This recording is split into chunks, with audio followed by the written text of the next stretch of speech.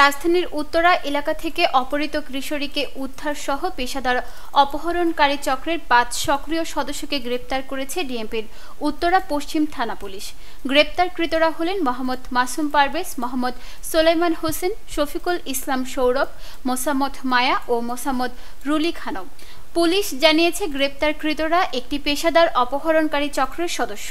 তারা বিভিন্ন বয়সের কিশোরীদের চাকরির প্রলোভন দেখিয়ে অপহরণ করে তাদের আটকে রেখে ভিডিও ও ছবি ধারণ করত এবং সামাজিক যোগাযোগ মাধ্যমে প্রকাশের হুমকি দিয়ে বিপুল পরিমাণ অর্থ আদায় করত। গ্রেপ্তারকৃতদের আদালতে পাঠানো হয়েছে।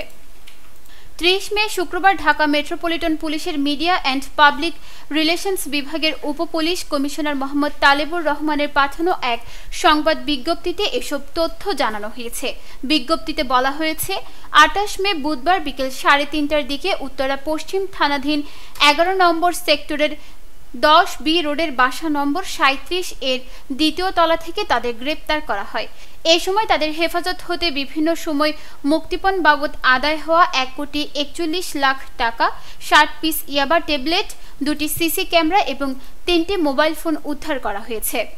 উত্তরা পশ্চিম থানা পুলিশ জানিয়েছে, গত ২৬ মে বিকেল ৫:৩০টার দিকে মণিপুর স্কুল অ্যান্ড কলেজের দ্বাদশ শ্রেণীর এক ছাত্রী রূপনগর আবাসিক এলাকার বাসা থেকে বাইরে যাওয়ার কথা বলে বের হয়ে আর ফিরে আসেনি।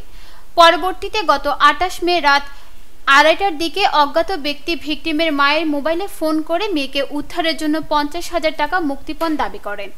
বিষয়টি তিনি উত্তরা পশ্চিম থানাকে জানালে তথ্য প্রযুক্তির সহায়তায় অপহরণকারী চক্রটিকে শনাক্ত করা হয়। পরবর্তীতে পরদিন দুপুরে উত্তরা পশ্চিম থানাধীন ১১ নম্বর সেক্টরের 10B রোডের বাসা নম্বর ৩৭ এর দ্বিতীয় তলা থেকে ভিকটিমকে উদ্ধার করা হয় এবং ঘটনার সঙ্গে জড়িত ৫ জনকে গ্রেপ্তার করা হয়। এই সময় তাদের সহযোগী কয়েকজন দৌড়ে পালিয়ে যায়। এই ঘটনায় গ্রেপ্তারকৃতরা সহ পলাতকদের বিরুদ্ধে উত্তরা পশ্চিম থানায় নারী ও শিশু নির্যাতন দমন আইন, মাদকদ্রব্য নিয়ন্ত্রণ আইন এবং পর্নোগ্রাফি নিয়ন্ত্রণ আইনের ৩টি পৃথক মামলা করা হয়েছে। নিউজ ডেস্ক, দৈনিক পূর্বকোণ।